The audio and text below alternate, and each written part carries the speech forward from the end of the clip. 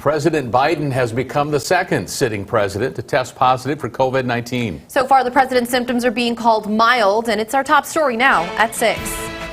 That positive test came back this morning, raising health concerns for the 79-year-old president. Karine Jean-Pierre, the White House press secretary, said that Mr. Biden was fully vaccinated and twice boosted. The president's physician described his symptoms as experiencing fatigue, a runny nose, and an occasional dry cough. KCAU-9 Washington correspondent Raquel Martin joins us this evening to give us an update on the situation with the president's positive COVID test. Raquel, good evening. Good evening. Thanks for being with us. We know that he has mild symptoms, the president does. What about other members of his cabinet or staff? Have there been any reports there? Well, no reporting from the White House at this point about who else may have tested positive that may have been in close contact with the president over the last 48 hours. We know before several cabinet members, as well as the vice president, have already tested positive for COVID-19 in previous occasions, and the president has really defied the odds. What about moving forward, I guess? Has he been able to maintain his schedule? Has there been any impact there?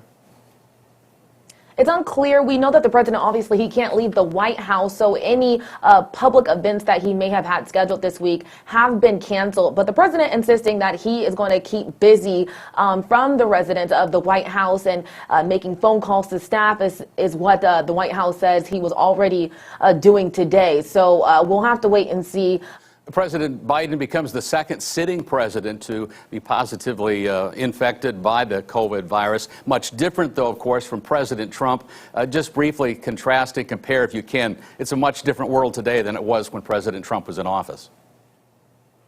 That's right. Well, we know when the former president was tested positive for COVID-19, the vaccines weren't out. So, of course, any scientist would tell you that without the vaccine, you can develop more severe symptoms. And, of course, we saw the former president having to go to the hospital and stay there for a few days before he could return back to the White House.